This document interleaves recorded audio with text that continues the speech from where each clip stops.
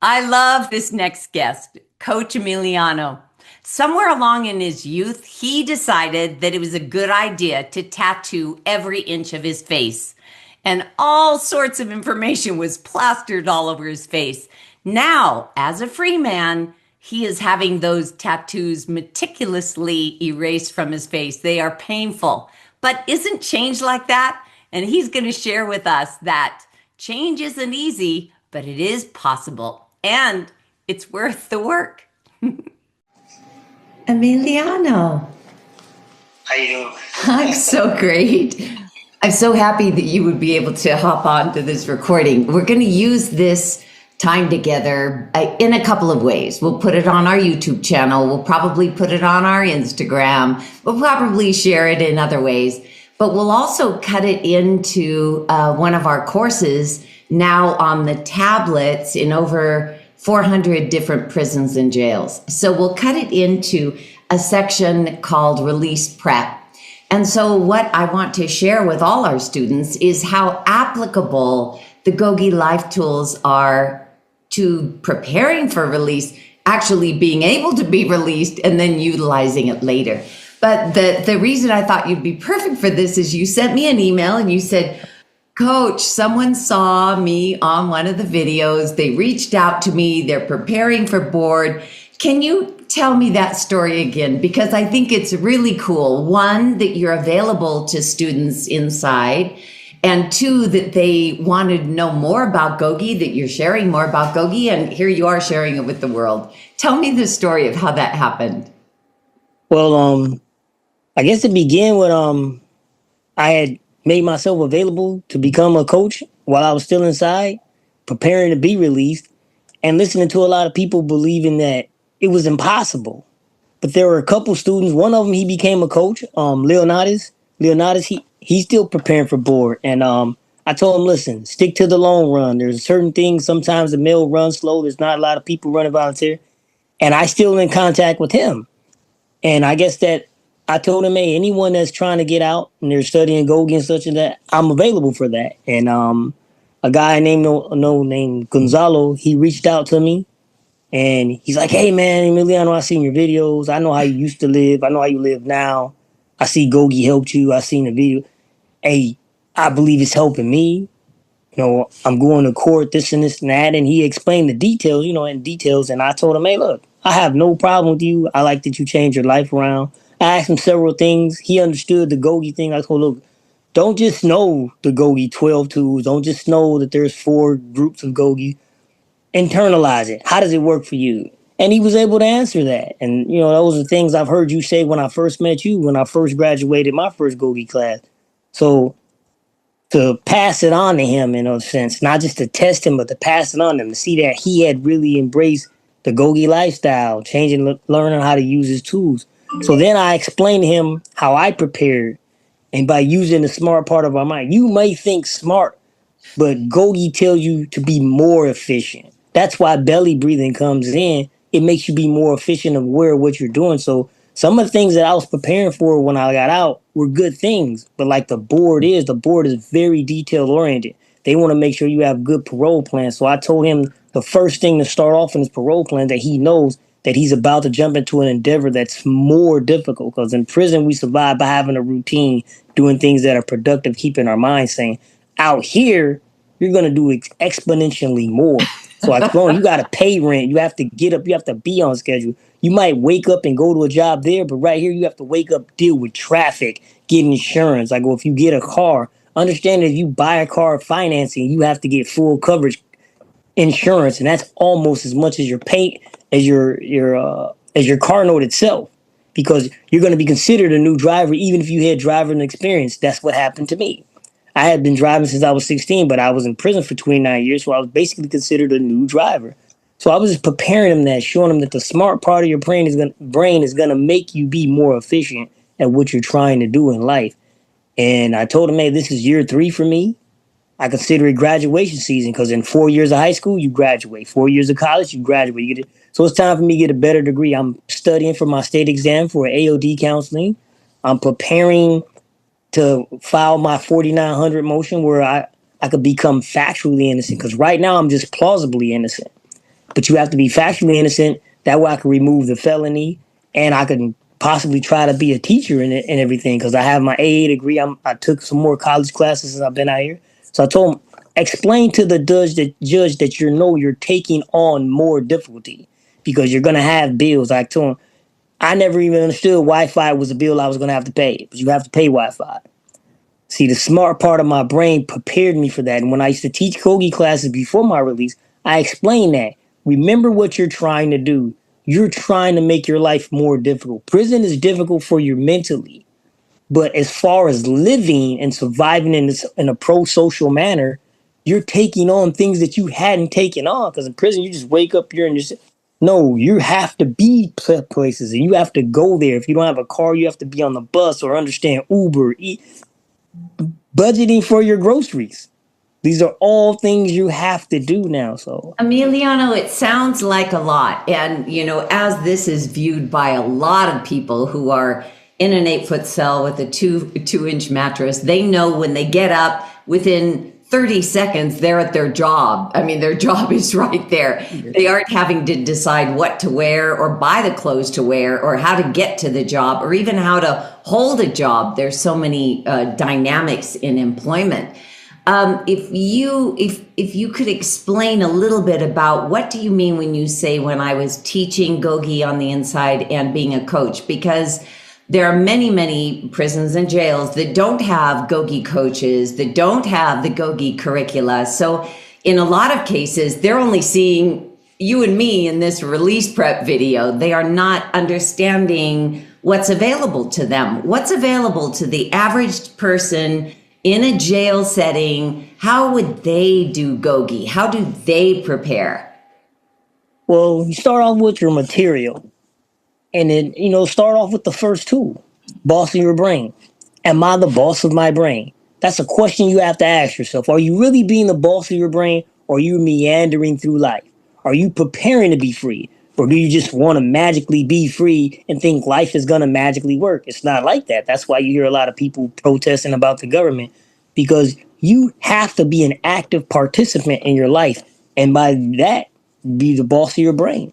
So can somebody prepare for release if they truly understand the GOGI Life tool called Boss of My Brain? If they truly understand that, if that's like the only tool they ever learn and they really learn it, do you think they could survive in this chaotic world beyond the wall? Yes, because I'm doing it. This year 3.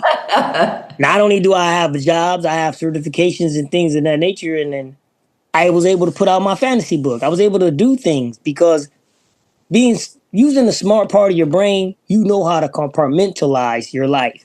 You have to. You have to know what you're doing. When I was preparing to get out, people were like, hey, let's go to yard, do this. I'm like, nah. I gotta do this class. They're like, Emileanno, you always doing a class. You don't just do the class, you facilitate the class. Like, what are you doing? You walking around with, I'm like, look, I like to give maximum effort. And see, when you really use the smart part of your brain, you're giving maximum effort. And you say, how would I get out if I only use most of my brain? Period. The board wants you to know in the state of California, you have to show insight. You have to show accountability and remorse. If you don't show insight, if you don't show remorse and responsibility, you can't even think, no matter how good of a guy or how many years clean you have. I don't have any write-ups. If you can't show insight into yourself, you're not going to get out. These are the first thresholds. And boss of your brain shows you, okay, it breaks your brain down into simple forms. It's not all psychological. It's not all academic. The way you perform the key words for it and the tools, smart part, old habit part, emotional part. A lot of us do emotional thinking. That's not just a bad thing or a good thing, but it's just emotional thinking. You forget to see the whole picture where you love someone too much or you hate someone too much. You have to say, hey, I was mad that day. I wasn't aware of how I was feeling emotionally. That's lack of insight. Once you're able to say, oh, this is why I got into that fight. I had been tricked into these warped sense of beliefs that I had to walk around with a chip on my shoulder, always ready to snap and be angry. That's emotional thinking. And then you say, well, what happened here? You did this when you were 22, then you did it to 32. The board will ask you these kind of questions. They're like, when you were 22, you were still young, but now at 32, you're doing the same thing. then you got to understand, oh, that was old habit thinking. I had put it in my head so many times, it became old habit. It wasn't even emotional anymore. I was walking around like, boom, I could just turn. Now, if I'm smart thinking, I'm able to explain that. It started off as emotional thinking. Now it became old habit thinking. So now I'm telling you how I developed these character defects. And I can show you my coping skills that make me do. Well, now I'm the smart part of my brain. And that automatically leads me to the tools of choice. The thing about the tools of the body, they give you the tools of the choice, positive thoughts, positive words, positive action. I have to choose these things. I have to choose. And you can do that just by the smart part of your brain. Are Being the you boss of your using the brain. tools today? I mean, you've been 3 years. Are you using the tools today? How do you incorporate them into who you are or what you do? Well, I'm using them now, showing up for this video because it's more beneficial for others than it is for me. Because they're trying to get to where I am. And I'm trying to show them, hey, it could be done. And it's a positive thing. It's productive because, hey, I didn't even know making that last video would touch someone like Gonzalo. So here he is. He's changed his life. Now his board time and his release time can be moved up. So it's beneficial. It's productive.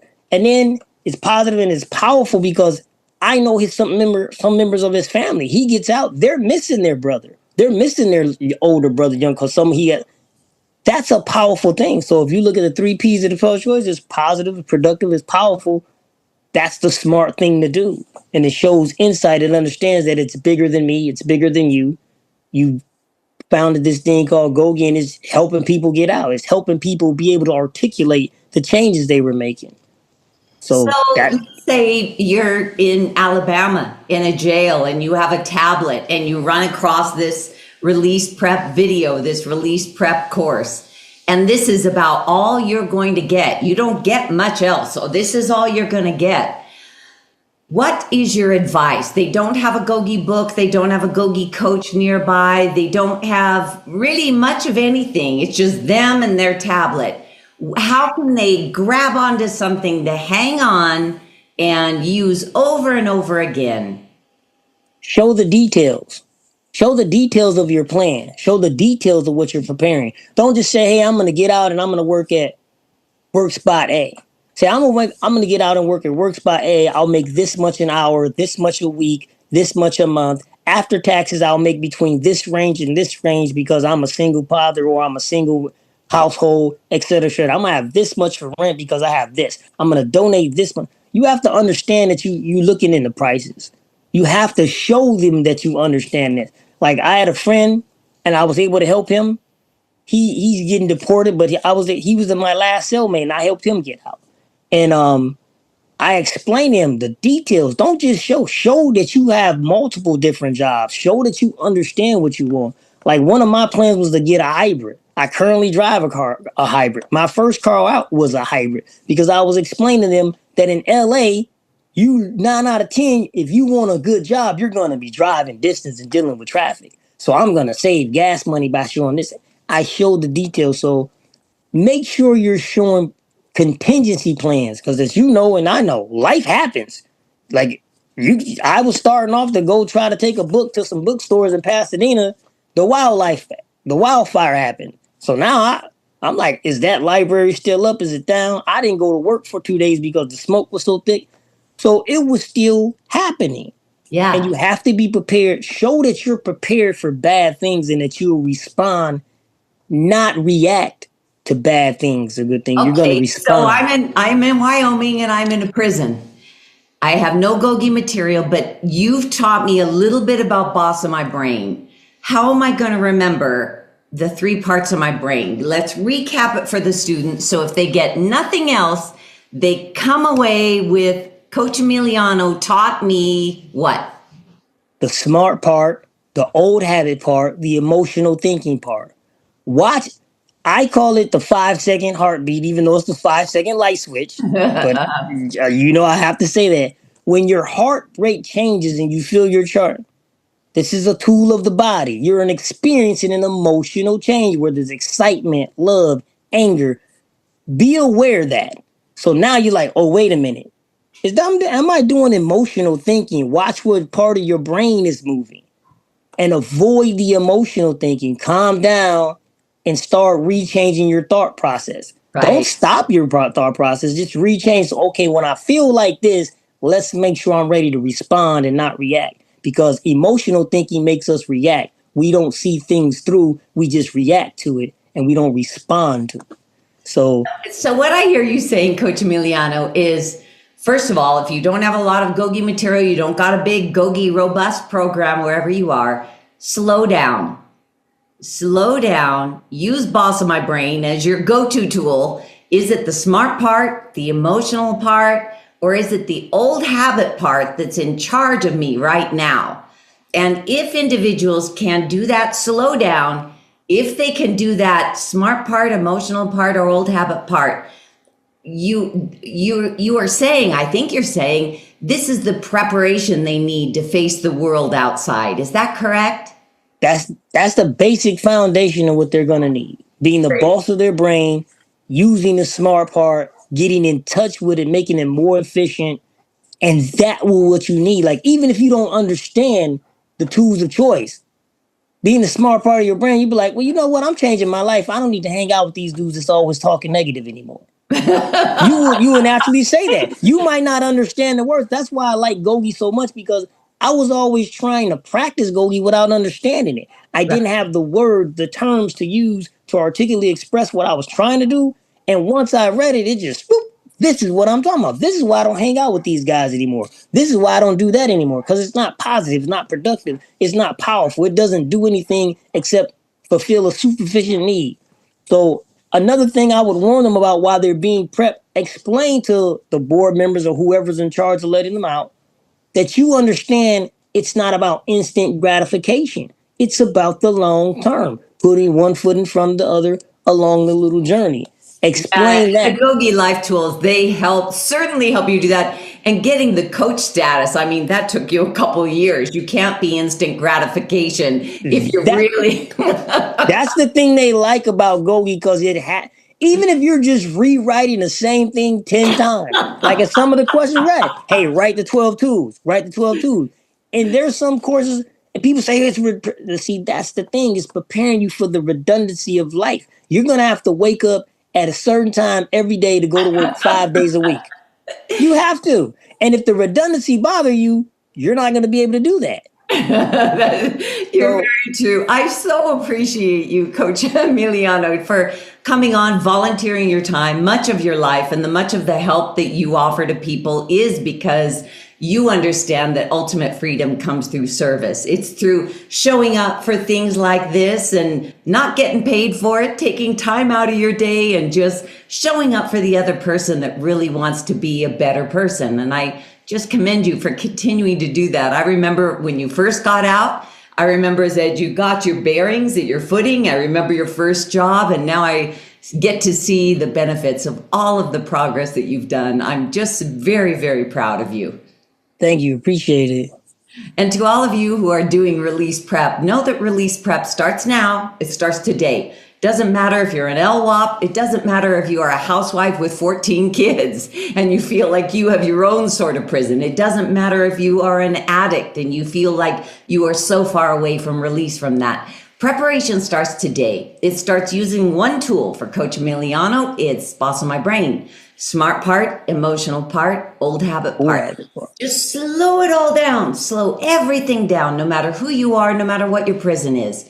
Slow it down and just consider smart part, emotional part, old habit part.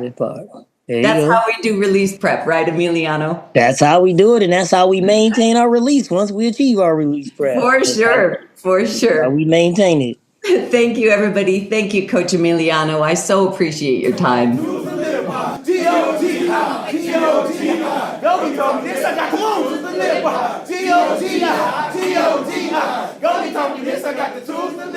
All the GOGI Life Tools books are available on Amazon.